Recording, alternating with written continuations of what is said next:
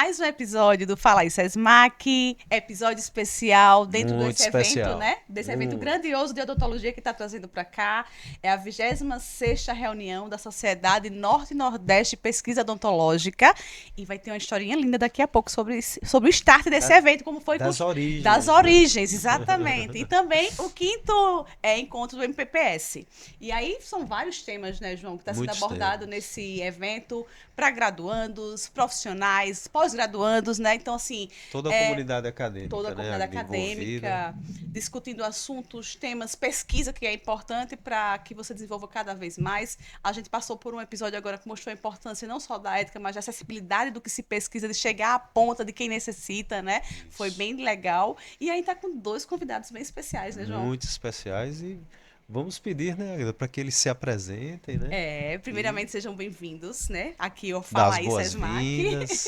Exatamente. A gente fica bem gratos em tê-los aqui, participando, contribuindo um pouco dessa informação de vocês. É a informação que vai ficar aí para muitas pessoas. Quem não puderam assistir, né, a palestra de vocês, a mesa redonda que vocês vão participar, o Fala aí vai proporcionar um pouquinho dessa fala de vocês. E aí nós temos o professor Sigmar e o professor José Grangeiro. E eu queria saber um pouquinho quem são vocês. Muito obrigado, Águida, João. Prazer, uma grande satisfação estar aqui com vocês. Estar nessa cidade maravilhosa, Maravilhosa com esse mesmo. sol lindíssimo que está aqui, né? Bom, meu nome é Sigmar de Melo Rode, sou originário de São Paulo, paulista da Gema. Hoje sou professor da Faculdade de Odontologia de São José dos Campos, da Unesp, onde eu sou professor titular. Também sou coordenador do escritório de ética do Cielo, que é uma base de revistas indexadas brasileiras, e sou o ex-presidente imediato da Associação Brasileira de Editores Científicos e também já fui presidente da Sociedade Brasileira de Pesquisa Odontológicas, que é a entidade que deu origem a essa sociedade que está organizando o evento hoje. E a gente estava escutando do professor como foi, né, que surgiu, né, essa história, essa questão de vir aqui para o Nordeste, estava explicando que hoje estamos desfrutando, né, dessa iniciativa dele, né, professor, que, por favor, o senhor pudesse contar um pouco Dessa já dessa foi, porque história. cresceu bastante esse filho Cresceu dele, né? É um filho bastante. dele. Pois é, você sabe que quando eu fui presidente da Sociedade Brasileira de Pesquisa Odontológica no ano de 1999, eu fui o presidente que pegou a virada do século, né? Que disse que ia ter o bug do milênio. Então, eu Foi lembro. aquela coisa Ave terrível, Maria. terrível, né? E eu tinha um contato muito grande com alguns amigos do Nordeste, amigos da Paraíba, da Bahia, de Alagoas. E aí nós lançamos uma ideia de por que na nossa sociedade brasileira não ter uma seção nordestina.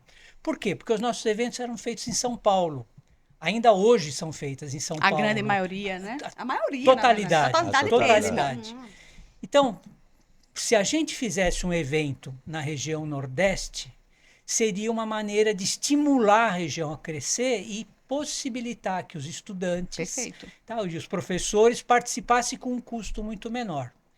Então, em 99, nós viemos para João Pessoa, eu como presidente, associado à professora Carmele, da Paraíba, professor Pinheiro e professor Edmar, da Bahia, e nós fizemos a primeira reunião da então Sociedade Nordestina de Pesquisa Odontológica no Hotel Litoral, em João Pessoa. Tá fácil, parece que foi ontem, Parece né? que foi ontem, parece que foi ontem. E tivemos lá 60, 70 participantes, né? Todos altamente entusiasmados. E essa sociedade deu certo. Eu posso dizer que na minha gestão foi um dos marcos que eu guardo com maior carinho, foi a fundação da então Sociedade Nordestina de Pesquisa Odontológica, que depois evoluiu, virou para uma sociedade norte e nordeste de pesquisa odontológica com muita propriedade, porque está atingindo uma área muito maior. E hoje a gente vê esse sucesso que a Sesmar está nos proporcionando aqui desse evento, com um auditório cheio, com estudantes apresentando trabalhos lindíssimos, de qualidade. E eu fico até emocionado de chegar aqui e ver que 26 anos depois, essa ideia deu certo. E ela continua aí e espero que continue além de mim, por muitos anos mais. Parabéns, Um grande professor. exemplo. Parabéns. Foi um Parabéns. grande start que você deu, que está aí contribuindo para tantas pessoas, né? Tanto os Exato. profissionais como para a sociedade, todos ganham, né? Com essa Todos. sua proposta. Parabéns. Verdade. Eu sou José Grangeiro, também sou graduado em odontologia, mas eu sou um desgarrado um pouco ou bastante da clínica, né? Desde cedo eu me enveredei pela área da pesquisa básica, bioquímica, biologia celular. Hoje eu atuo lá no Rio de Janeiro, no Instituto Nacional de Metrologia, Qualidade e Tecnologia, e também na Universidade Federal Fluminense. A nossa preocupação maior é com a qualidade, com a confiança nas medidas, principalmente na área biológica. Isso é uma questão muito relevante porque nós vivemos, e isso foi relatado desde os anos 2015, com muita ênfase pelas revistas do grupo Nature, uma crise de reprodutibilidade científica. Na área de ciências da saúde, a gente enfrenta um desafio muito grande porque uma parte significativa dos estudos que são realizados, isso no mundo inteiro, não é privilégio de área específica alguma, no mundo inteiro uma parte significativa da pesquisa em ciências da saúde, ciências da vida, ela não é reproduzível. E isso impacta demais a confiança da sociedade nos resultados, a confiança dos financiadores, a confiança dos entes regulatórios que muitas vezes ou quase sempre precisam analisar estudos científicos para tomar decisão sobre registro de produtos para a saúde, por exemplo. Então, o papel da metrologia biológica hoje é auxiliar a desenvolver métodos validados, materiais de referência certificado, para auxiliar a qualidade e a confiabilidade dessas análises. Especificamente aqui no evento, como o professor Sigmar falou, né, fantástico que a SESMAC está organizando junto com a Sociedade Norte-Nordeste, a gente vem conversar um pouco sobre o impacto dessa ciência para a sociedade, para a indústria, com um recorte especial para a odontologia, né, que é o foco maior da nossa atenção. E eu atuo desde 2018, junto com a professora Altair Cury e o professor Manuel de Souza Neto, na coordenação da área de odontologia na CAPES. E desde 2018, a CAPES tem promovido mudanças profundas no sistema de avaliação, aumentando e direcionando o foco para a qualidade, para o impacto dessa pós-graduação na sociedade, o que é algo absolutamente essencial. Sim. A ciência que a gente realiza em cada uma das nossas instituições, em algum momento precisa atingir a rua, atingir o mercado, atingir o cidadão, né? A sociedade que financia esses estudos. E a ideia toda é amanhã a gente poder trocar um pouco de experiência em como que essa ciência pode de fato se transformar num ativo importante para gerar riqueza, gerar saúde, bem-estar, qualidade de vida, que é o que a gente, no final das contas, precisa de fato, né? É a grande missão, né, professor? É a grande missão. E a gente fica, eu digo sempre nos episódios que a gente grava com pesquisadores que eu sou fã, né? Porque vocês fazem a diferença, né? Mas o que eu estou percebendo aqui na fala, desde os convidados anteriores de vocês, é a preocupação de que essas pesquisas cheguem realmente, né? De fato, para quem necessita. E, lógico, né, ter todo esse acompanhamento das boas práticas, da ética. E aí eu sei que vocês participaram aqui, vão participar não só de uma mesa, mais de uma mesa, teve abertura, tem mais uma mesa. Então, eu queria saber assim, as temáticas principais que vocês trouxeram e que vocês vão trazer, na verdade, para esse evento aqui. Então, o Brasil hoje está passando por uma fase, não só o Brasil, o mundo de uma maneira geral, está participando de uma fase em que está querendo se abrir à ciência para que o conhecimento gerado pela academia chegue até a sociedade. Mas se a gente lembrar um pouquinho, te contar um pequeno detalhe, o Galileu Galilei, aquele que foi para a Inquisição porque disse que a Terra não girava, a Terra não era o Sol que girava em torno da Terra, mas a Terra que girava em torno do Sol, e foi para a Inquisição por causa disso. No momento que ele era cientista, todos eles escreviam suas obras em latim. O Galileu, em 1557, escreveu uma obra, La Bilancetta, sobre uma balança, que ele escreveu em italiano. Porque latim só lia religioso, nobre e cientista.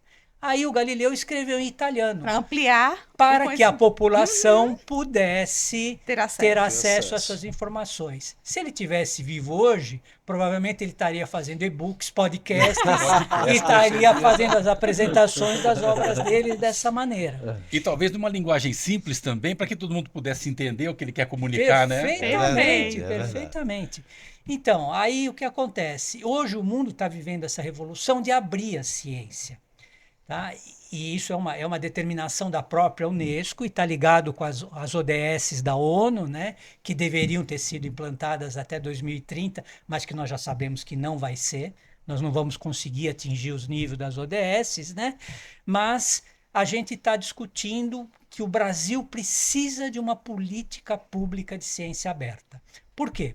Se tiver uma política pública de ciência aberta, vai ter financiamento de ciência aberta.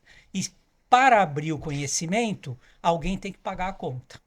Então, é muito importante que a gente tenha uma política pública de financiamento aberto, porque nós temos o dever social de mostrar para a sociedade que aquilo que nós fazemos tem aplicação prática e é feito para o desenvolvimento da sociedade. Tem o intuito e não de é exclusivo da academia. contribuir Isso. para a sociedade, não só para a Exatamente, academia. Perfeito. exatamente. Perfeito. E até trazendo uma mesma pergunta, né, para não que ela seja repetitiva, mas que é necessária. Mas nesse contexto, né, foi a pergunta que eu fiz à professora que estava aqui, a tecnologia, né, a inteligência artificial, ela, como é que ela permeia nesse contexto? Bom, eu vou te dizer uma coisa, vou te dar minha opinião pessoal. Hoje se discute a ética da utilização da inteligência artificial. Sim. Isso. Tá certo? Se a inteligência artificial pode escrever um artigo, se ela pode avaliar um artigo. Eu vou dizer para vocês que em curto espaço de tempo, não mais do que 5 anos, vai ser antiético não utilizar a inteligência artificial. Tamanha a possibilidade que a inteligência artificial tem de ser utilizada, de melhorar a qualidade do ser humano. Uma ressalva importantíssima. Podemos usar a inteligência artificial? Podemos não, nós devemos. Mas sempre com curadoria humana. Perfeito. Sempre o ser Perfeito. humano. Sim. Vou dar um exemplo bem prático para vocês. Qual é a grande distância que existe do sul global para o norte global? Inglês. Nós nos comunicarmos na língua inglesa. Como é que nós podemos diminuir esse espaço? Utilizando inteligência artificial Verdade. para traduzir os nossos artigos, para traduzir os artigos que nós vamos ler. Eu tenho discutido muito multilinguismo. No multilinguismo, também em curto espaço de tempo, não importa mais a língua que você vai escrever o seu artigo, porque você vai escrever em português e lá na China alguém vai ler em mandarim. Ou seja, todo mundo vai conseguir. Na Alemanha né? alguém vai ler em alemão, Traduzir. porque a inteligência artificial vai permitir isso. Perfeito. O que precisa é que a gente saiba usar a inteligência artificial com integridade. Eu digo muito para meus alunos, eu não tenho nenhum problema que vocês usem inteligência artificial para fazer seus trabalhos, mas eu quero saber que vocês utilizaram e como utilizaram. Informar de uma maneira ética e responsável do uso da Como inteligência vocês artificial. conseguiram aprender com aquela produção ali? Exatamente. Porque não é só colocar, copiar, colar, mas é ter a sua um interação. instrumento, Tem instrumento. uma frase que eu acho que resume muito bem isso que o professor está falando, que ela deve ser uma ferramenta, um assistente, Isso. e nunca a bengala, a muleta que nos carregue. Eu também sou para Não essa é linha. verdade? Assistente. É um assistente. O processo cognitivo tem que ficar na mão da gente. Isso. O pensamento, a análise crítica, e ela passa a ser um facilitador do processo. Tem um autor chamado Ethan Mollick, que escreveu um livro recentemente, Muito bom. e ele prefere chamar essa inteligência artificial de outro nome. Ele prefere chamar de a nossa assistente virtual, né, que é uma co-inteligência, onde eu vou expandir as minhas capacidades a partir dessas ferramentas de acesso rápido a banco de dados. A parte linguística é fantástica, né? Fantástico. Hoje em dia eu uso dia todo. E Correção. aí eu coloco lá as frases brutas e vem corrige- aquele ofício perfeito, tudo bonitinho. Não, e até um tom que E você vai falar, tom, né? Ah, eu quero um tom mais severo, eu quero um tom mais leve. Então a gente consegue produzir com melhor qualidade num tempo mais curto.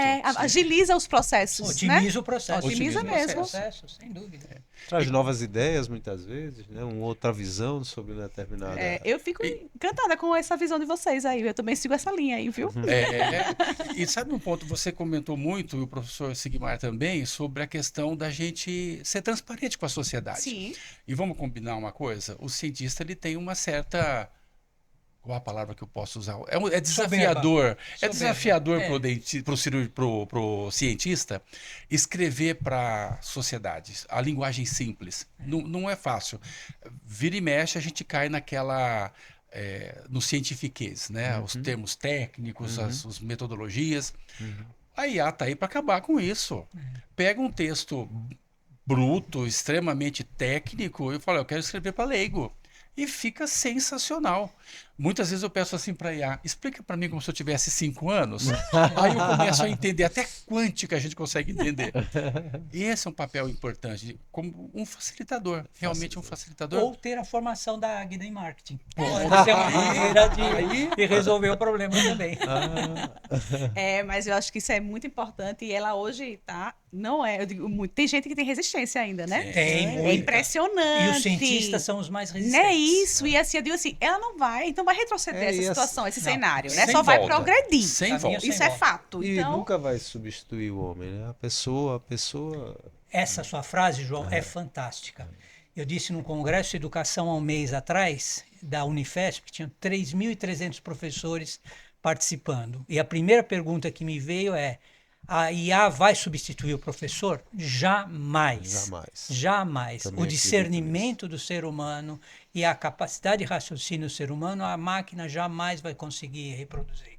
Jamais. ela vai mudar a forma, né? De como a gente vai estar conduzindo Aumentar as possibilidades e até amplificar mesmo e trazer mais informações para contextualizar tudo aquilo que a gente está abordando numa sala de aula, né? Perfeito. Eu acho que esse é o processo e é por aí mesmo. As ferramentas hoje já estão tornando possível que conversa entre pessoas com línguas diferentes sejam em tempo real. Exatamente. Né? É uma questão de pouco tempo. O Sigmar falou 5 anos, é por aí, talvez menos. A gente esteja conversando aqui com pessoas ou da Alemanha ou da China, cada um na sua língua, e a compreensão será cristalina. Eu acho fantástico. Imagina a experiência deles lá. A gente vai ter um acesso mais próximo, mais rápido. Você está com uma pesquisa que precisa ter alguma outra experiência. Ele já praticou lá, trouxe um pouco do relato e vai contribuir para avançar na sua pesquisa aqui. Isso vai cair na história da ciência aberta, né, Sigmar? Você pode compartilhar um projeto com múltiplos atores e cada um trazendo a sua contribuição específica para aquele tema. E a gente está chegando ao final. Queria saber se vocês tinham alguma coisa ainda para para falar. Contar uma pequena historinha rapidinha para você. Vontade, eu estava em Miami dando uma palestra sobre multilinguismo e falei essa frase da inteligência artificial. Eu sou um tracker. Tracker é quem gosta de Star Trek, Jornada nas Estrelas.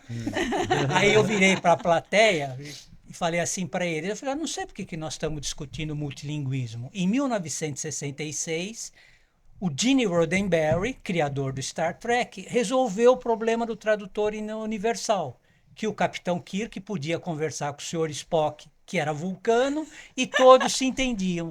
E fiz para eles vida longa e próspera. Fui aplaudido de pé, não pelo que eu falei, mas porque eu fiz vida longa e próspera para eles.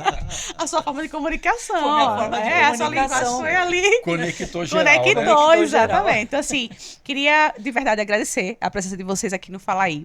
É muito importante o trabalho que vocês desenvolvem, né? Assim, parabenizar por esse trabalho, que vocês avancem cada vez mais, que contribuam, que agreguem valor a todos esses profissionais que vão se formar, os que já estão no mercado, né, João? Águida, e além de tudo, e falando do evento, né, e das possibilidades, e enfim, de tudo, eu também contar uma história, mas Vamos lá. não uma história antiga, uma história que aconteceu há poucos momentos aqui, do relato da amizade deles dois, que é sim, lindo, né? Então, parabéns por essa declaração de amizade que os senhores fizeram. Aqui é amigo de coração. E é uma amizade muito que a IA jamais E aí, Mas vai conhecer. a IA nunca vai substituir vai, o não, homem, não vai mesmo. E obrigada mesmo pela presença de vocês e parabéns. Foi uma Obrigado, delícia vocês conversar também. com Foi você. muito bom. A gente sempre encerra o episódio com um brinde, tá? Então, Vamos um lá. brinde à pesquisa, à ciência e a vocês. E a comunicação total. E a amizade. E a ciência aberta. Isso mesmo. Mais um Obrigado. episódio do Fala aí, Sesmac. Fala aí.